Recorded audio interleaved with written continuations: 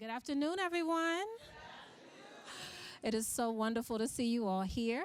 For those of you who I haven't met yet, my name is Dr. Tamika Hobbs, and I have the privilege of being the regional manager for this institution, the African American Research Library and Cultural Center. We know it as AARLCC. Round of applause for AARLCC. AARLCC has been around for the last 22 years, fulfilling its mission of celebrating, preserving, and interpreting African American history and culture. And that often means that we have wonderful authors who come through for programs just like this. And I'm so excited today for this speaker, for this occasion, for this conversation. This would not be possible without our partnership with Pyramid Books. Round of applause for Pyramid. For the last 32 years, they have been around as South Florida's Black-owned bookstore and book vendor. They do tremendous work, and this would not be possible today without their partnership. So we are so grateful to Akbar and Denise for helping us. Some of you may remember a couple of months ago we had Ricky Smiley come through. Was anybody here for that, the conversation? Yes, we had somebody who was here. It was a wonderful, wonderful conversation. Today we have a celebrity of a different source. When I tell you that she is a trailblazing entrepreneur, please believe me. When we talk about making history, she is the Black woman to have the largest exit of any kind for her venue, for her field.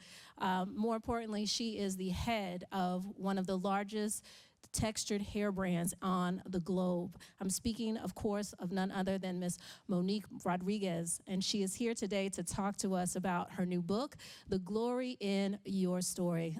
Fort Lauderdale, please give a round of applause for Monique Rodriguez as she comes to the stage. Ms. Rodriguez, I would like to welcome you to the African American Research Library and Cultural Center. It is an honor to have you here. Thank you. Thank you for having me. Absolutely. It was a pleasure, even more for me, after reading your book. This is an amazing book, The Glory in Your Story. How many of you have already read the book out there? I see some hands. You're going to be able to pick up a copy today. Yes. This book is a little bit of everything. It is part memoir, it is part scripture, it is part chicken soup for the entrepreneurial soul. It is just so much wisdom packed into this work. So I wanted to start off by asking you today, why this book and why in this moment? Yeah, I've built this company, Mielle Organics, over the past 10 and a half years, and, I've been through a lot. I've learned so much on this journey, coming from being a registered nurse into going into this entrepreneurial space, a space that was deemed not for me because I didn't come from a business landscape. And I've just have so much knowledge that I felt like I wanted to share. And people ask my husband and I all the time for mentorship. Can we be their mentors? And so this is my way of gifting my community with all of that wisdom and knowledge, because our testimony is not for us to keep to ourselves. The wisdom that we gain is not for us to keep to ourselves.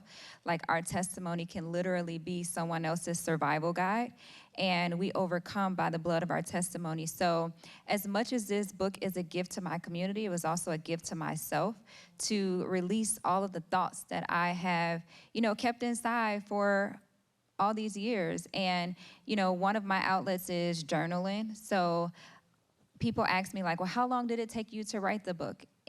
From the time that I signed with my publishing team to getting the book out there, that was 3 months. But the book is really a compilation of all of my journal entries from over the past 10 years.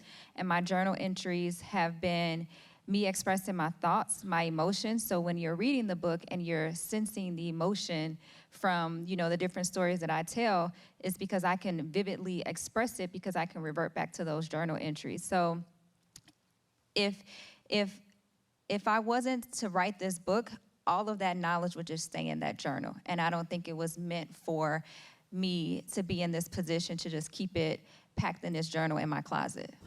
Well, I just, as one reader, I just want to thank you for sharing your journey. It was so inspirational, and you are a woman of God. You are unapologetic in speaking to your faith and the scriptures that are incorporated throughout, the questions that really invite you to dig into everyone's story, to find inspiration. I think it's just wonderfully executed. Thank you. Yes, for sure.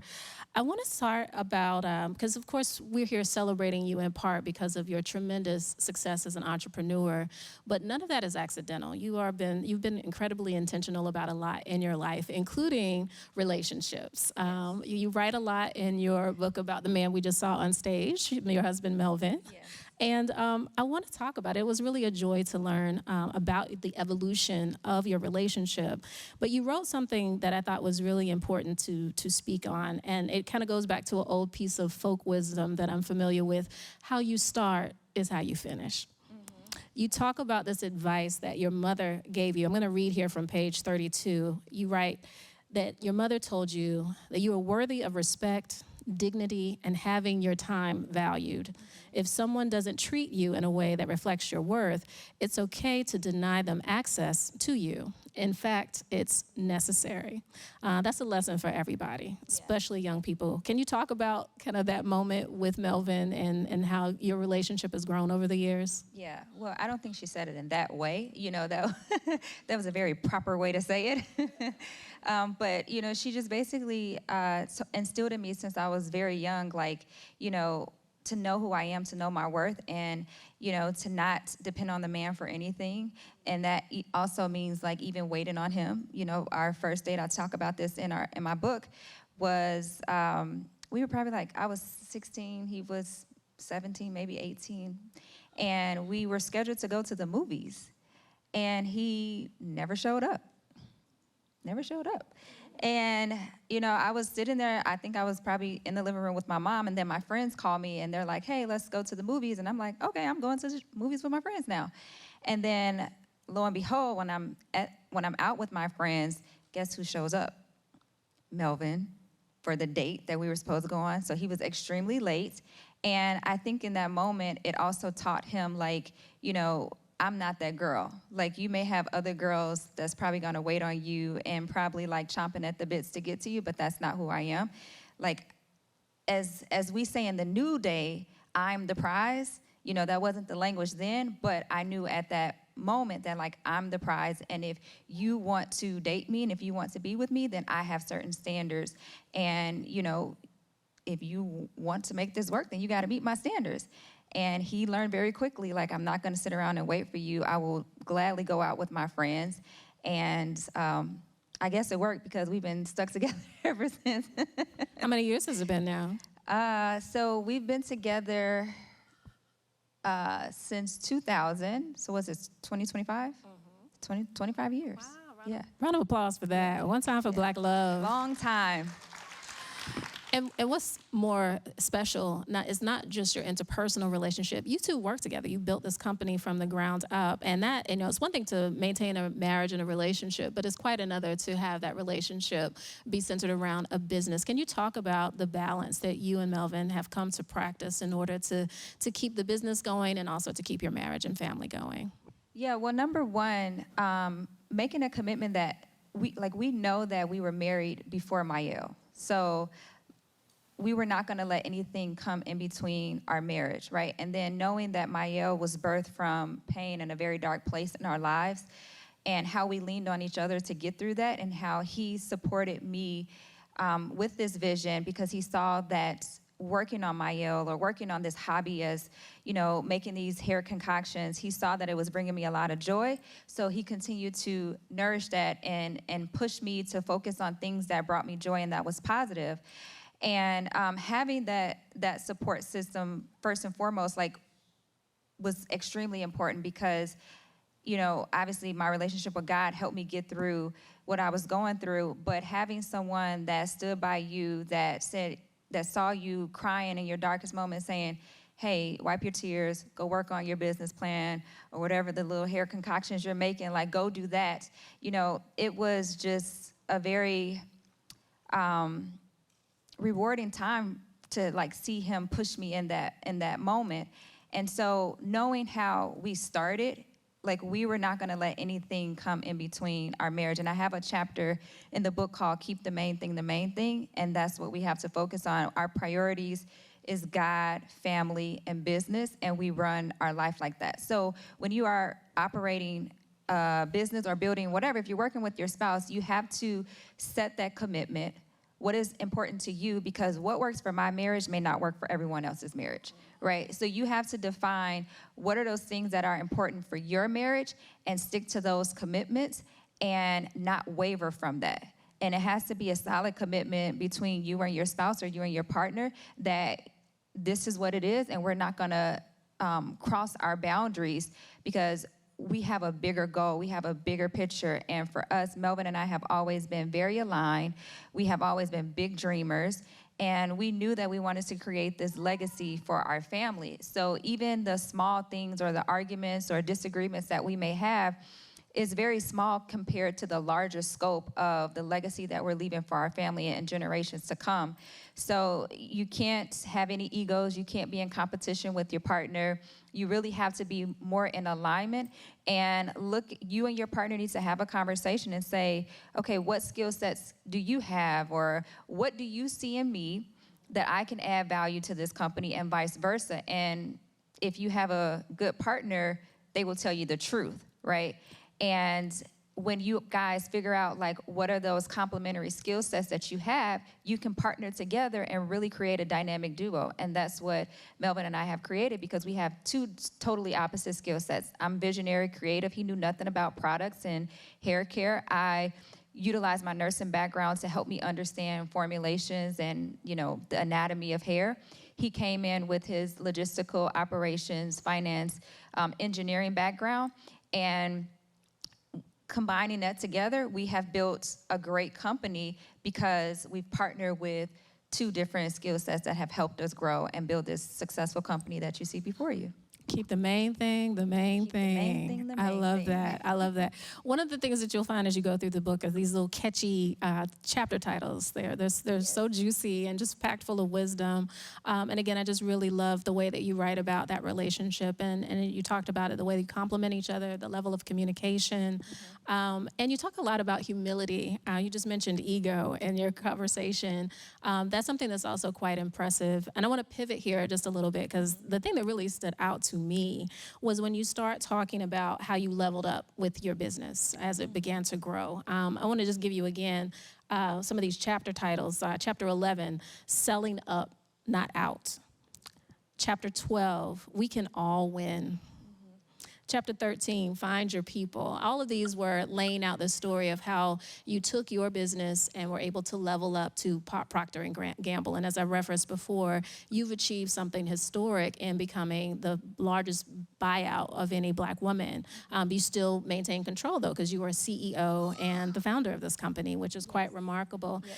I wonder if you would take us through your relationship with Rich Dennis and the New Voices Fund, and how he helped you to move forward with this historic deal. Yeah, so the notion of you can't be what you don't see is very real, right? So when I started my company, I just wanted to create this hair care company. I mean, I didn't know what the trajectory was. I'm like, I just want to create this company, make it successful online. I wasn't even thinking about going into retail. And, you know, I just wanted to just stay in my lane and do what I did, like, because that's what I love doing. And I started in 2014, and of course, Richard Dennis, he owned Shea Moisture, Sundial Brands, which he sold to Unilever for like $1.8 billion. And I remember when he did his private equity deal in 2015, this is how well I remember, because I remember the dates. He did his deal in 2015 with Bain, that was his private equity, and then he created the exit with Unilever, maybe like 2018, so like 2 years later. And so I'm like looking at this and I'm like, oh, so this is possible? Like, this is the roadmap? So when, you know, they made the announcement and you see the headlines and you see 1.8 billion, my eyes lit up. And I'm like, oh, this is what I can do with my company? So that was exposure, because I didn't know that that was even possible. So I'm really big on, you know, like I said, journaling, vision boards. So I cut out his article and I cut his picture out and I put my husband and I picture on it and I put it on my vision board and I said, this is what I want to now aim to achieve. And we met him in 2015, and that's why I have a title, We Can All Win, because when we met him, we were still competitors at that time. And I could have looked at him as competition and, said, oh, I don't need to meet him. Like, I want to be better than him. And, crabs in a barrel mentality. If he's winning, then we can't have a conversation because I don't want him to think that he's better than me. The crabs in a barrel mentality, right? But no, I looked at him as aspiration. And I'm like, no, we need to connect because I want to learn. I want to grow. I want to know what was the blueprint. And you talked about that, what you said to him when you first met him. Can you tell the audience about that? Yeah, I said to him, I said, I want to do what you've done, but I want to do it even better. And I wasn't afraid to like say that. And we have to be bold. Right. And like when we are, seeking mentors and seeking exposure and we're trying to learn, like you have to be bold in your ask. And, I said it in a joking way, but I was very serious. And I still feel that like you can be competitive because I still wanted to beat him, right? But I didn't have a nasty attitude or a nasty way of going about being competitive in my lane because I've always stayed focused on my brand, focused on how I can be better than myself and setting my own goals, but I also had something to look forward to and achieve. So we started to nurture that relationship when we met him in 2015. And we just built over the years. And then when he did the deal with Unilever, he started New Voices Fund. So that was his fund that he created, $100 million to invest in Black women. And even then, I didn't reach out to him or connect. It wasn't until a couple of years later, like in around 2019, 2020, when we were getting ready to do another investment deal that I talk about in the book that was a very bad deal. And God blocked that door. He closed that door, and I'm so thankful that he did because he opened up a new door, and it allowed for Richard Liu to invest in us in 2020 for a very small percentage, but he gave us a hefty sum of money, and he did not want to take majority ownership. He had 10% of our company, which was very little. And versus the other company that was trying to invest in us wanted 40%. So God closed that door. And I tell people all the time, when you are in business, we don't have to look at each other as a threat, as competition, because you will miss out on the blessing that God has for you. I've never had a jealous mindset. I don't look at people and say, oh, well, why they got that on, or why they living like this? I'm like, oh, wow, this is very inspiring. Because when you have the attitude and you're clapping for people when they're winning, that's how God is gonna bless you with more. Yes. And I just think about like all the times that I've been exposed to like people that were more successful to me, I'm always like cheering them on. And I do feel that's how God has blessed me because I've never, had a spirit of like, jealousy. I've always had a spirit of humility, and I love to see people win. And I feel like if we can all be that way, we can all be great at what we do. Yeah. I think what you write about, yes, round of applause for that.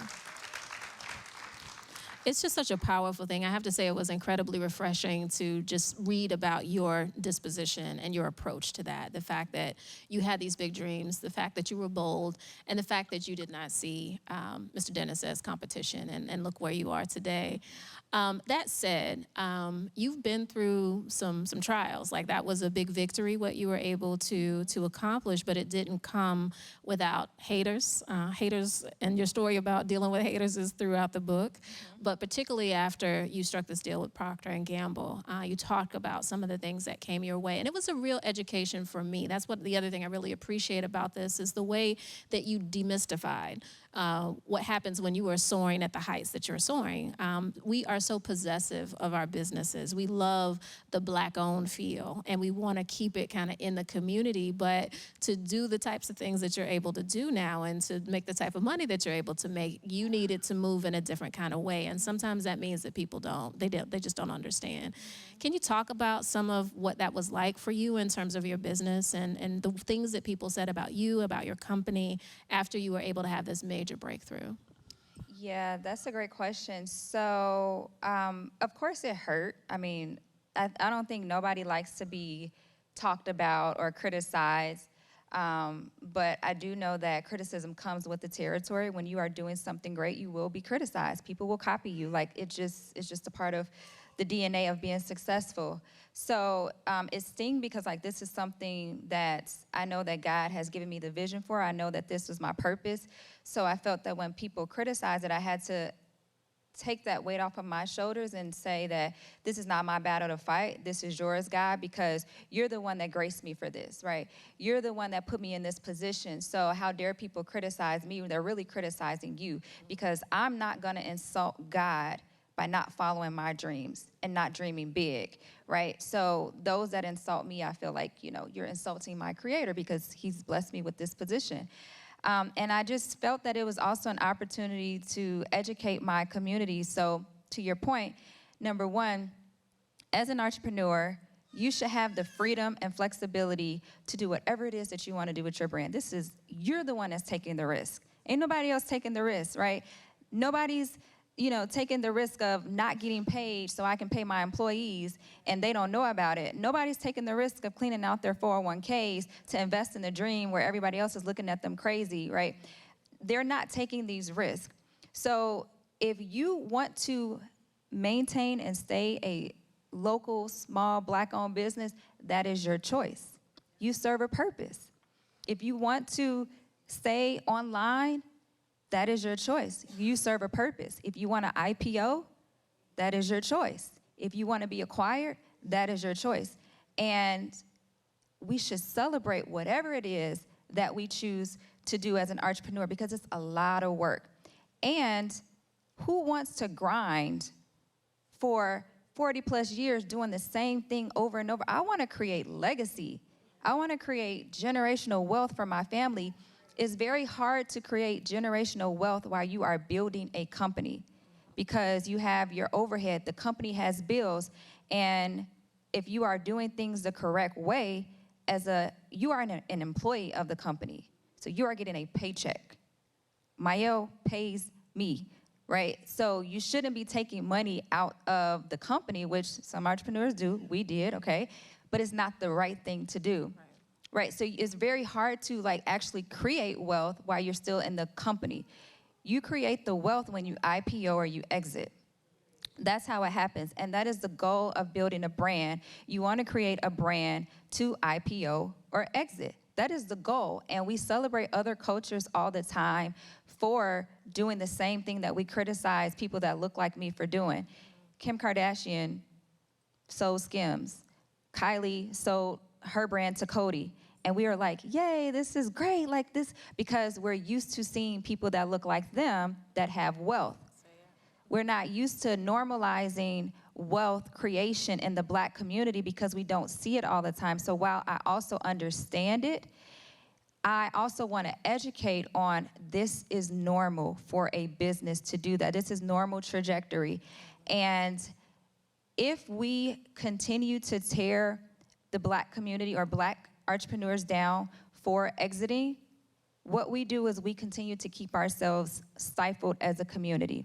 Because now, investors, private equity investors, strategic companies like P&G, they become scared to invest in us. And being scared to invest in us creates a risk. So the risk is either they don't invest or they devalue us.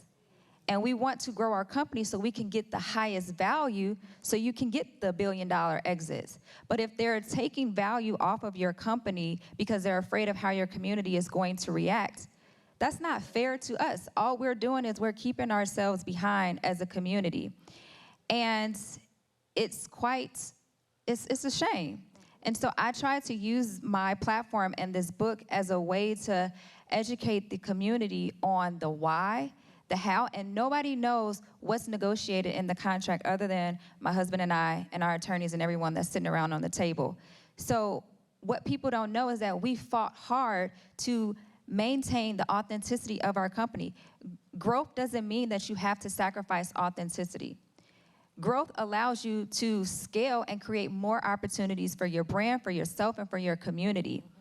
And that's what this partnership has done. This partnership has opened tremendous doors for the Mielle brand. My goal was to be a global beauty brand, and I knew the steps that it took in order to be one, and so that's why I made the decision that I made. And this is the decision that I prayed for. Nobody knows the conversations that me and God had about this. No one knows that God actually revealed this to me, because I talk about in my book as well, my journal entry that I journaled in May of 2022.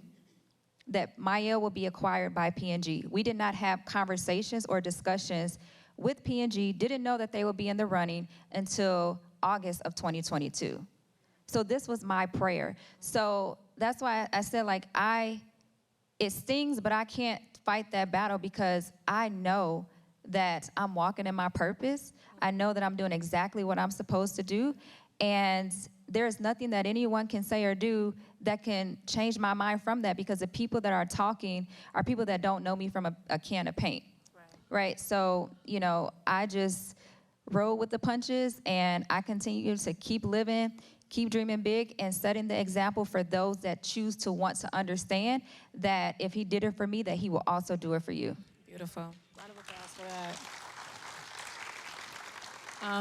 Yeah, there were so many things that you said that related back to that point. I love you gave me actually the citation for this quote. I had heard it from another female leader. You cite it as coming from Bishop T.D. Jakes, and it's the giraffe versus the turtle. Oh, yeah. You want to talk about that a little bit? I did get it from T.D. Jakes because, you know, he talks about, like, when people are criticizing you, they're criticizing you because, number one, they don't have the courage to do what you're doing. And they are projecting their own insecurities on you. So if I'm up here, right, and my little turtles are down here just criticizing, just talking, just a small group of people that's just talking really loud. Like, if a giraffe comes down to stoop to a turtle's level, the giraffe is going to hurt his neck, right? I'm not going to hurt myself or damage my reputation or who I am or come out of character to go to a turtle's level. I'm going to stay right at the giraffe's level, because giraffes do not stoop to the turtle's level. Yeah. And I think the bigger point for me too is that they can't see what you see when you're a giraffe, right? Yes. Like if you're looking from a turtle's level, you see what your perspective allows you to see. Exactly. But flying at the heights that you are, as a giraffe in this case, you have an entirely different vantage point, and things look different. Yes, and you know, I'm also a little height challenged, so, you know, being a giraffe is like right up my alley. Like, I feel very tall. Well, I want to also call up something else that was a part of this, because it's not just the chapter titles, it's the subtitles. When I talked about chapter 11, selling up, not out, the subtitle for that is Validation is for Parking and Nothing Else. Validation is for parking and nothing else. You talk about in this book, doing the difference between doing the things that you want to do, doing the things that other people want you to do, and doing the things that God wants you to do, and your journey of faith. And you just gave a very clear example about that. But your book is replete with these types of stories. Can you give us another example of when you were trying to maybe go right and God was telling you to go left? Ooh, yeah, I can give you a lot of examples. So I'll give one example of, you know, when I was working as a nurse, I actually tried to go back to school twice during my nursing career because, you know, I thought that, you know, in order for me to be successful and, you know, make more money, that I had to get a higher degree. And, you know, you're trying to climb the corporate success ladder. And I went back to school the first time to get my bachelor's and master's in nursing. And I got pregnant with Mackenzie. And she was 2 months early. And so she was in a hospital. So, of course, that was a detour because I dropped out of school because I was focused on nothing but making sure that she was healthy and whole and coming home. And when she was stable and, you know, being a normal little kid, I decided to go back to school when she was about 3. So I entered into another nursing program to further my degree and get a master's, and I got pregnant again. And this time, you know, unfortunately, that's when I had the tragic loss of my son because I had a high-risk pregnancy. So, of course, I ended up dropping out again, but I definitely feel that it was a detour. Like God was, because I've always wanted to be an entrepreneur. I've always wanted to be in the beauty space, and I wasn't obedient to what God had been pulling, because we all have a dream and a vision inside of our heart, and we have to know that it didn't just come out of nowhere. Like, God put that in us. And sometimes we do things, we get off track, we get distracted, we start listening to other people, And sometimes people may start giving us advice, and it may seem like it's coming from a meaningful place, but if they haven't done it, then how can they give me advice on where I should go or how I should start? And so we allow just the world to keep us from our dreams. And so the dream that I had, I never acted on it. I never believed in myself enough. And that pulling was always there. So I truly feel that God was saying, this is the direction that I'm trying to pull you in, but you're not listening. And I'm gonna have to shake some things up in order to get your attention. And the first thing that you're gonna do is you're gonna submit and surrender to me first. And then I'm gonna start revealing to you what comes next. So my world had to be shaken up before I knew that I can't figure this life out Monique's way. I have to let God's will be done. I have to surrender. I have to submit, because we can't live this life trying to do things our way. We have to let God take over and do things his way. And we can't try to assist God. We can't try to put our hands in the pot, because he's gonna just stand there and wait for us to step aside so he can show up in his power. He tells us that he will bless us exceedingly abundantly beyond what we could ever think, ask, or imagine by the power from within him. Not that lives in us, right? The power that lives in us from him, not by our power. He doesn't say he will bless us exceedingly abundantly by our power. He says by his power, right? So I had to say, Monique, you don't have any power. You got to lean on God in your weaknesses, because in your weaknesses, he's going to show his strength. And that's exactly what he did by detouring me. He showed up, showed his power, showed his strength, and he showed the world that he's going to get the glory from everything that I went through. Wow. Yes. Applause for that. Wonderful. All right, I have one other question for you, and then I'm going to turn it over to our audience to see if there are anyone out there that has a question that they'd like to ask Ms. Rodriguez. I just want to know, with everything that you've accomplished, what's next for you? What's next is, I was just telling my friend this in the car, I am entering into my momager phase. Okay. I am building up the next generation. Very good. And helping them pursue their dreams and their passions. My oldest daughter is in college. She's at Hampton University, and she is a content creator, influencer, and I just want to help her grow into that space. She has a lot of different ideas, and I just want to help her nourish that. My youngest daughter, she is still in high school, so, I don't think she loves animals. I don't know if she's gonna go into the animal field. She's still young, so I don't know. But for me, it's whatever it is that you guys wanna do, I just wanna be able to support that and help nourish that gift. And so I wanna focus on that. And of course, my brain is always racing with new ideas. I may have an idea to do something one day, it may change the next day. But I just want, whatever I do, I want to do it with intention and joy. Whatever's bringing me joy. And I want to just always move with that. Wonderful. Follow the joy. And it's wonderful, the example that you've set for your children, and the ability now that you have to pour into their work. That's that legacy you talked about earlier. So congratulations again. Thank you. Oh, we have a guest. Before we go to questions, I gotta get. Can we give it up for the Queen of Hair?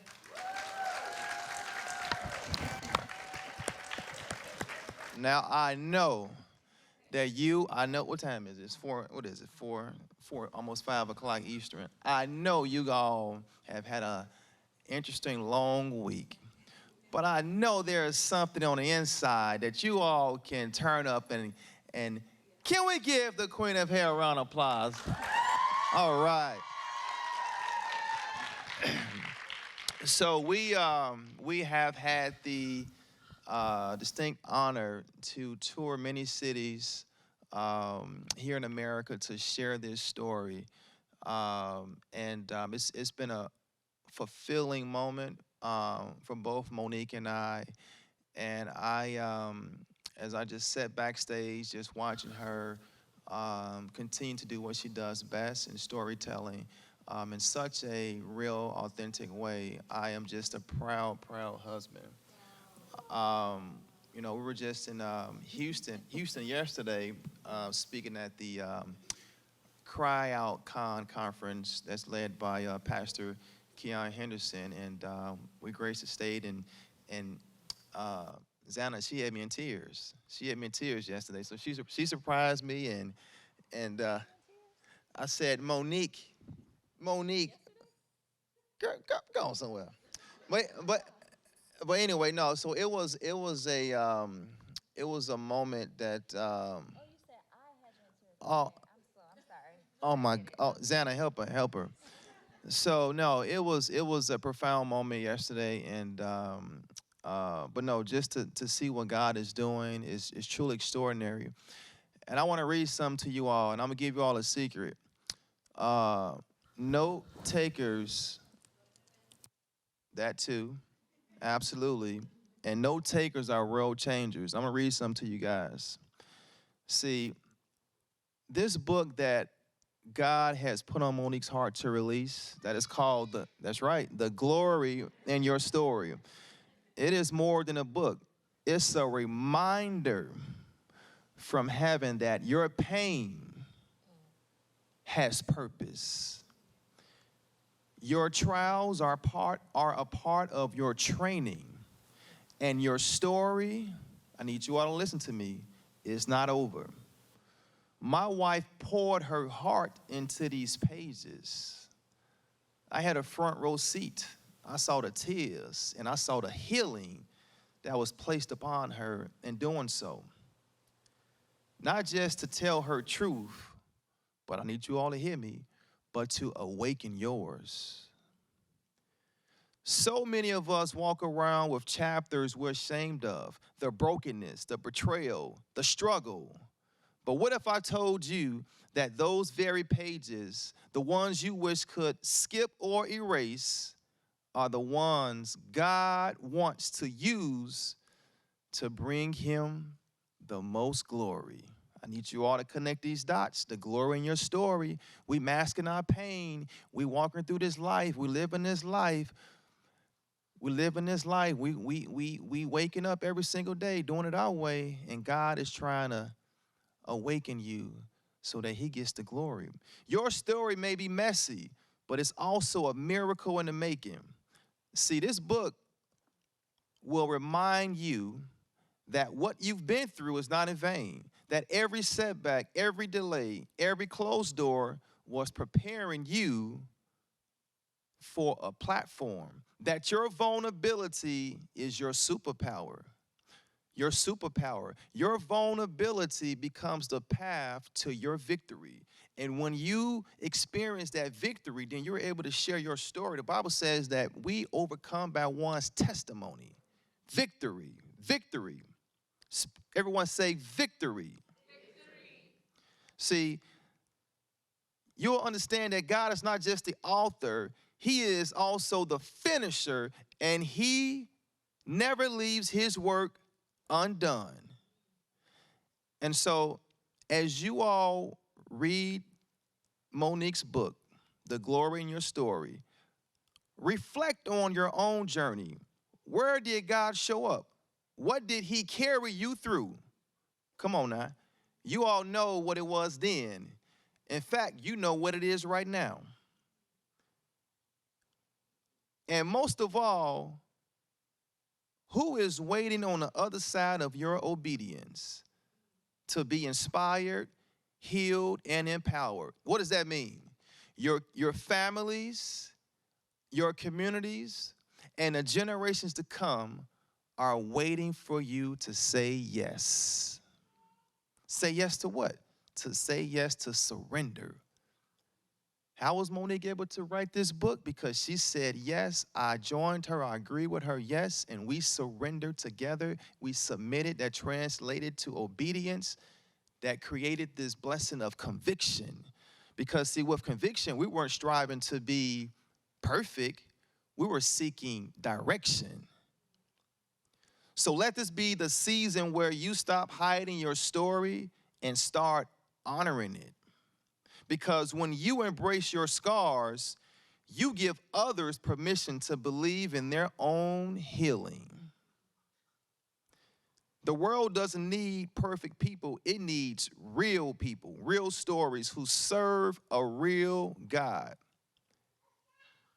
Remember this, your story is not a setback. It's a setup for someone else's breakthrough, and there is glory in that. The glory in your story will be a life-changing read. Because our kids, our communities, we didn't see this growing up. What we aspired to be growing up was become an athlete, entertainer, or street pharmacist. Those are the decisions, those are the options that majority of us had growing up. But Monique and I are on a mission to shift that narrative. And so we want you guys to read this book, encourage others to read this book because it's life-changing. And I'm so proud of this woman right here. Words can't explain. Words can't explain.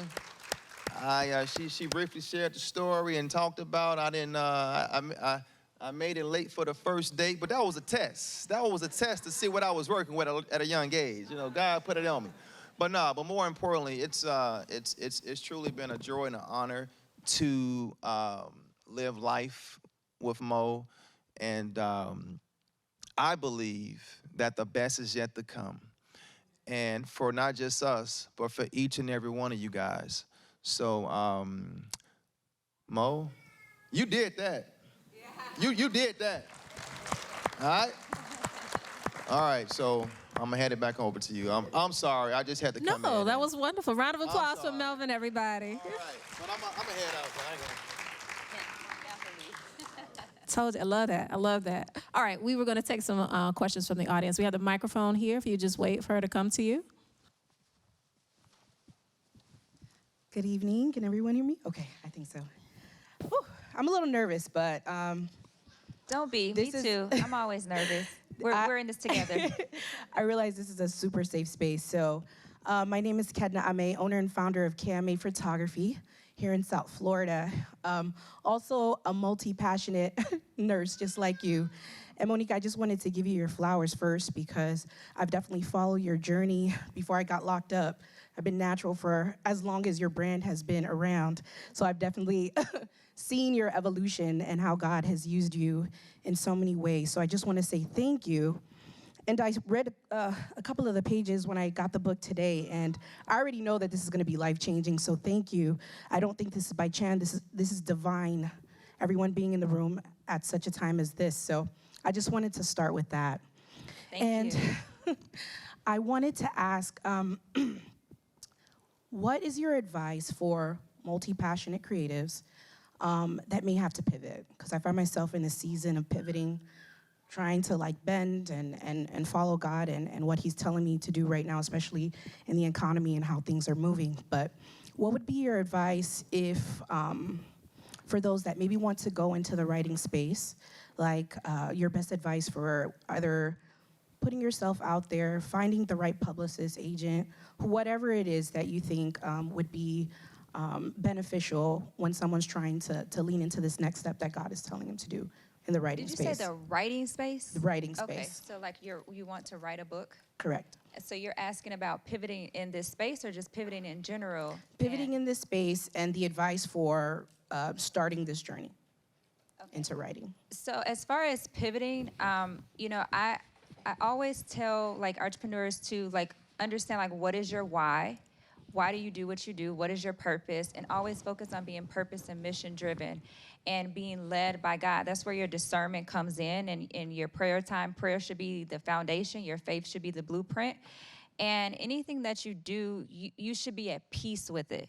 So if God is pushing you in a direction, and if you're going back and forth with yourself, and you are at war within yourself, that may not be from God. But if you are going in a direction and it's coming with ease and peace, not saying that it's going to be easy, you will have still ups and downs and obstacles that you will have to overcome, but you will move with grace and peace, if that makes sense. So that's what I use as confirmation. And I also feel that God uses people as answered prayers. He may use people to come into your lives as mentors, as people that may give sound advice to confirm what he's already said to you. Like, God has a way of always confirming his word. So if you have been hearing one thing, if you've been knowing this yourself, you may hear it from someone else that, can give you sound advice from a spiritual perspective, and you keep seeing, or you read something about it, like, that's always confirmation that you're going in the right direction. And I know that some entrepreneurs don't want to pivot because they may be afraid of what people think, but you cannot base your life and your decisions off of the emotions and opinions of other people, because people's opinions and emotions may change just as the wind may change. And you have to be okay with looking stupid. So if it's a matter of, I don't want to stop and pivot because I'm afraid of how I'm going to look to the outside world, that shouldn't solely be the reason why you continue doing something that's not fruitful or that's not beneficial when God is telling you to move, because you're going to miss out on the blessing that he has for you if you don't move and you're not obedient. Because always remember that obedience will open doors that fear never will. So if we're stifling ourselves with fear of other people's opinions, we're going to stay right where we are. So my best advice is just to pray on it, allow God to speak to you. Take time when you pray that you actually listen to him, because sometimes we pray, we talk to God, and then we don't want to hear what he has to say. But God, he will always reveal it to you, if you take the time to be still. And I'll give you an example. When COVID hit, we had like a 300-page marketing plan that we were getting ready to roll out and execute for the year that was coming up. COVID hit in, February of 2020? And we had to pivot. We had to throw the whole marketing plan out the window. And I asked God for direction. I went to mentors and asked for direction, because at that time we had just took on our raise from Richard Lou Dennis, New Voices. So we had this money that he gave us, and the world stopped. And we're like, okay, now we have all this money. What do we do with it? We can't spend it in the events and activations that we were going to do. How do we use these funds? And what the advice that I was given was, keep your foot on the gas pedal. Meet your consumers where they are. And they were online. So we had a whole pivot strategy. Yes, Marquila is a witness to that. We had a whole strategy where we had to pivot, throw it out the window, and now I had to meet my consumers where they are, and I did live every day during COVID to interact and engage with my community, which took the place of the activations and the events that we would do. Now I took it live. So that was a direction that I had to go into, and I had to do these lives, and I am an introvert. I did not want to do it, but I knew that I had to show up. I had to educate women on how to take care and maintain their hair when they were at home. And then I got comfortable, and then we started having dance parties on lives, but people would look at me like, what is this girl doing? It was so unusual for a CEO of a company to go on live and to start dancing with her fans. It was unseen, unheard of, but it was also disruptive. But I wasn't afraid of looking crazy. And during that period, our company grew 4x because of that. So I was at peace with it. I was okay with looking crazy, and I did it, and here we are. And then to answer your question about entering into the writing space, so for my process, I was actually approached to write the book, and a publishing company, first an agent came to me and gave me the opportunity, connected me with a publishing company, which we signed with HarperCollins W Publishing, and they presented me with the opportunity to write the book and to tell my story. And that's how my process went. So I would say if you are thinking about publishing or self-publishing, you have to go out here, and networking is big. The reason why I met my manager was because I was at a networking event. And even though it sounds so cliche, but don't despise how powerful networking can be, and meeting people and exchanging information, because you never know how that person can be a value to you, maybe not now, but maybe later on in life. So that's how the process went from out. I literally met her at an event, and the process started to flow from there. Kay is an amazing photographer. Round of applause for that. But I just want to shout her out. She's an amazing photographer. God is answering, because I was just getting ready to inbox you, girl, because I need some new headshots. We're going to talk later. Amen. Next question. Okay, hi everybody. Thank you for dancing crazy, because I met you through a live. My friend, she was like, Candace, get on this live. We're from Trinidad, but I migrated here recently, got married, started a movement, and it feels like a whirlwind. And this library is my happy place. I was writing one day, and I saw the poster, and the librarian there at the desk was like, you should come to this. This will encourage you, and I'm thankful that I did. You said something this evening. By the way, thank you for coming. You didn't have to. Thank you for coming. Of course, thank you. There's a word that you said, surrender, which has been a really hard word for me. I left my family, everything I know. I'm in this new place called the US. I'm still trying to figure it out. Thank God there's a library close by to where I'm living. And marriage is a journey, as you would know. And I'm happy that you all have been in alignment and formed that connection. But when it comes to marriage and business and, starting a movement, how were you able to still surrender and submit to the head, even though all these ideas are bubbling up? How do you wait well, surrender to God, and submitting to God, submitting to the man of God, and then waiting? Because it is difficult. I know you could translate all that I'm saying. So In my brain. Yeah, so let me start with the surrender part. So God is not looking for our ability. He's looking for our availability to surrender. He is waiting for us to say, I don't have this. Like, let your will be done, not my will. He tells us that in his word. And I've learned, and I'm a witness to, once I surrendered, how things started to flow with ease and doors started to open, because I wasn't trying to manipulate situations for my own personal gain. And sometimes, and I don't think that, we're human. I don't think we do it intentionally, but sometimes as humans, we tend to force things. We tend to be pushy. And if you have to force, push, beg, that's not for you. If you have to manipulate a situation, then God is not in that.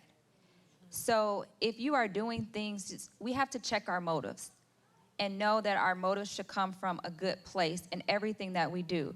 And if we do fall short, because we all fall short, we have to ask God, give us a clean heart. We pray and we ask God to make sure that my motives are pure.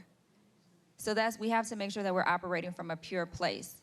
And you will definitely see God work when you start to take yourself out of the equation. And as far as surrendering or submitting to my husband, number one, I have to submit to God. My husband has to submit to God in order for me to submit to him. And I think that as women, we tend to get triggered by the word submit to our husbands. But the Bible tells us to do so. But it tells us to submit only if he's submitted. And submitting to your husband does not make you a weak woman. It means that you trust your husband to properly lead as the head of the household once he's submitted under God. So I can trust him, knowing because I trust my Creator who put him in that position, and I'm following his word. So it's hard to submit to a man that doesn't know how to lead, right? And sometimes as women, when we don't have the proper leadership, we may tend to take on masculine energy, right? But I feel that when women carry a masculine energy, it's coming from a place of, it's a defense mechanism. It's because we felt like we had to do that. We felt like we had to do everything on our own. We can't ask anyone for help. We felt like we had to fight or be a bitch to get what we want done. But God didn't create us that way.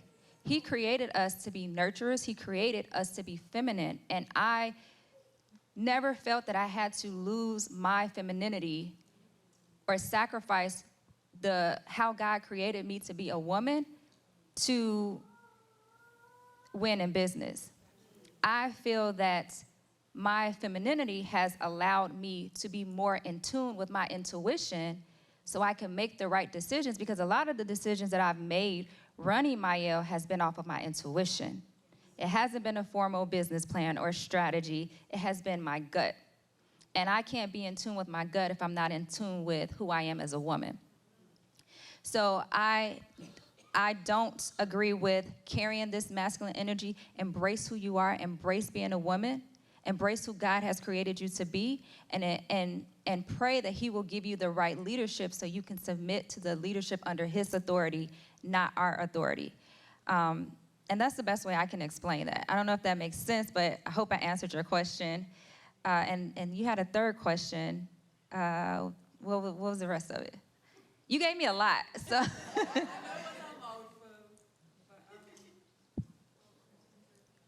Did I get everything? Am I missing something? I think you got it. For the sake of time, again, round of applause for that. That was some real jewels that she can use to drop. I want to keep us on pace, so I think we have time for one more question from the audience, and then we're going to transition to the meet and greet and book signing. So wherever the mic goes, where will the mic go?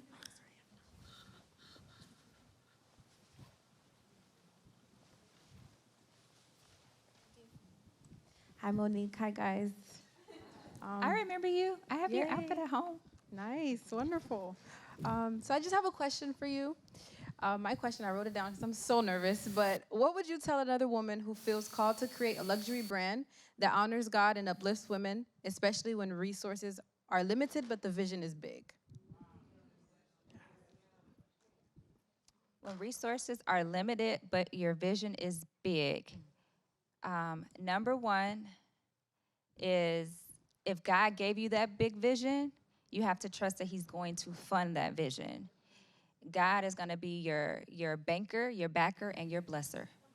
Like, he's going to provide. He wouldn't have put the big vision in you if he wasn't going to provide for that. And sometimes we look at the big vision and we try to tackle the big vision as a whole instead of looking at the big vision as baby steps, and let's break it down so I can take small steps in order to get to the big vision.